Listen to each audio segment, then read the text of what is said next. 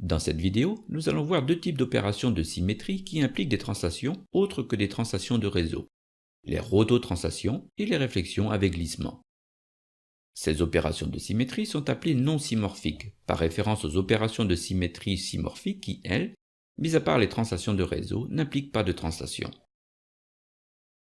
Commençons par les rototranslations qui associent une rotation et une translation qui n'est pas une translation de réseau.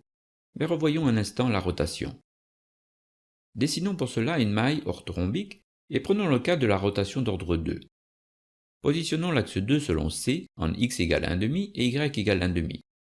À partir d'une position générale, la rotation d'ordre 2 génère une position équivalente par rotation autour de l'axe 2 de 2π sur 2, c'est-à-dire de 180 degrés. La cote Z de l'atome de départ est conservée dans la rotation, puisque l'axe de rotation est selon C. Voici la même opération avec une vue en projection selon C.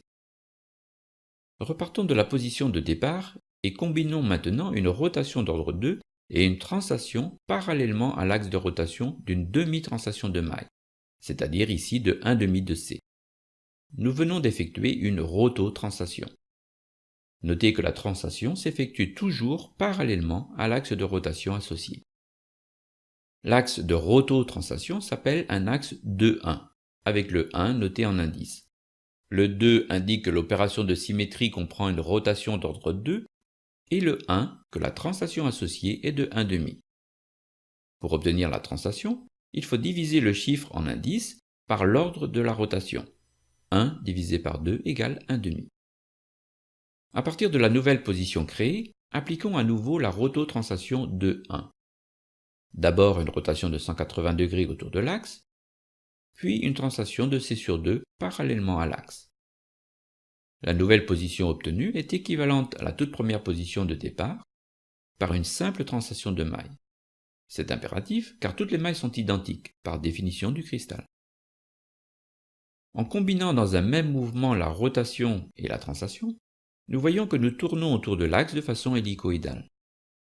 C'est pour cela que l'on appelle les axes de rototranslation des axes hélicoïdaux.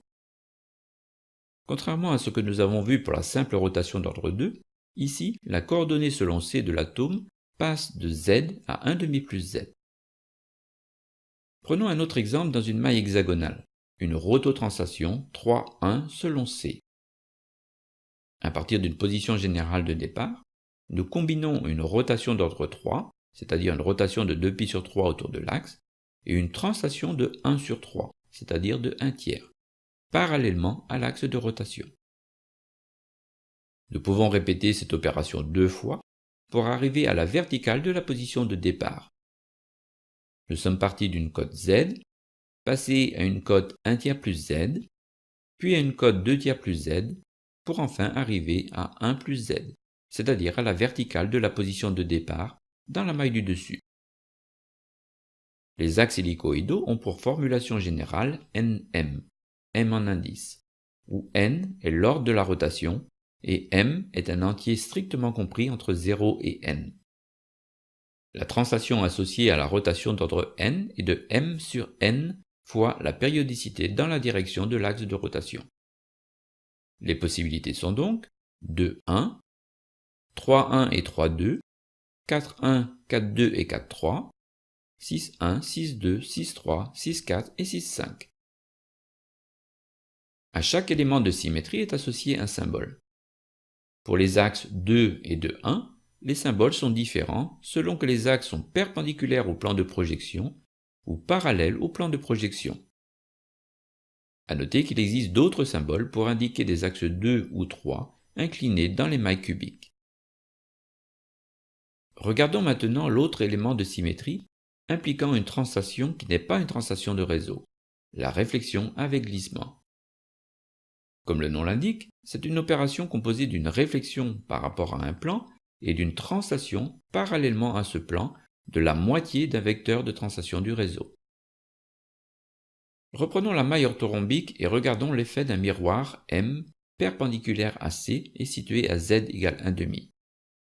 La réflexion par rapport au plan miroir génère une position à la verticale de la position de départ. C'est ce que nous voyons sur une projection selon C, avec la position de départ à la cote Z et la position équivalente générée par le miroir à la cote 1-z. Comme le miroir est parallèle au plan de projection, il est symbolisé par un coin, en haut à gauche, et sa cote 1/2 est précisée. En projection selon A, il est plus facile de voir que les coordonnées selon C sont Z et 1-z. Le miroir, maintenant perpendiculaire au plan de projection, est symbolisé par un trait épais. Repartons de la position de départ et combinons maintenant une réflexion par rapport au plan miroir et une translation parallèlement à ce plan miroir de 1/2 d'une périodicité de réseau, ici 1/2 de B. Nous venons d'effectuer une opération de réflexion avec glissement. Le plan s'appelle un plan de réflexion avec glissement, ou de façon plus simple en abrégé, un plan de glissement. Il est de type B, et justement noté B en minuscule, car la translation se fait selon B, de 1/2 de B. En projection selon C, la position de départ est à la cote Z.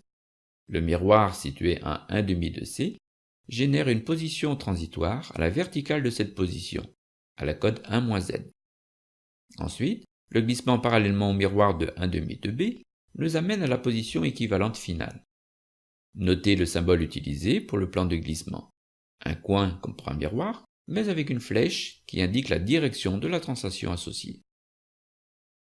Voici ce que donne la projection selon A, où nous avons gardé la position transitoire pour une meilleure compréhension, mais qui doit bien sûr être supprimée dans toutes les représentations graphiques. Le plan de glissement de type B est perpendiculaire au plan de projection et indiqué par des tirets qui symbolisent la translation de 1/2 de B. Reprenons la position de départ et combinons cette fois-ci un miroir avec une translation parallèlement au miroir d'une demi-période selon la diagonale, c'est-à-dire de 1/2 de A plus B, ici décomposé en 1/2 de A et 1/2 de B. Il s'agit d'une réflexion avec glissement de type N, et le plan de glissement est noté N en minuscule. Voici la projection selon C, avec le miroir en 1/2, qui fait passer de la cote Z à la cote 1-z, et la translation d'une demi-période selon la diagonale, ici décomposée en deux mouvements. Notez le symbole utilisé pour la notation du plan de glissement de type N, avec une flèche diagonale par rapport au coin symbolisant le plan miroir. Et ici la projection selon A.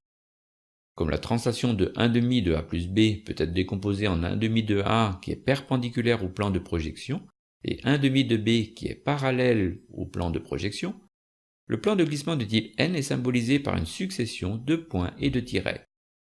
Les points matérialisant la projection perpendiculaire au plan de projection et les tirets, la translation, parallèlement au plan de projection. Nous aurions pu effectuer une translation selon A de 1/2 de A. Le plan de réflexion avec glissement aurait alors été un plan de glissement de type A et noté A en minuscule. De façon générale, les différents plans de glissement qui existent sont les plans de type A avec un glissement de 1/2 de A parallèlement à un plan AB ou AC. Les plans de type B avec un glissement de 1/2 de B parallèlement à un plan AB ou BC. Les plans de type C avec un glissement de 1/2 de C parallèlement à un plan AC ou BC. Les plans de type N avec un glissement de 1/2 de la période le long d'une diagonale de face, soit 1/2 de A plus B, 1/2 de A plus C ou 1/2 de B plus C, ou le long d'une diagonale de maille, soit 1/2 de A plus B plus C, mais ceci uniquement pour les réseaux quadratiques et cubiques. Les plans de type D avec un glissement de 1/4 le long d'une diagonale de face pour les mailles centrées de type F, et de 1/4 le long d'une diagonale de maille pour les mailles centrées de type I. Notez qu'il s'agit toujours de glissement d'une demi-période puisque les mailles sont centrées.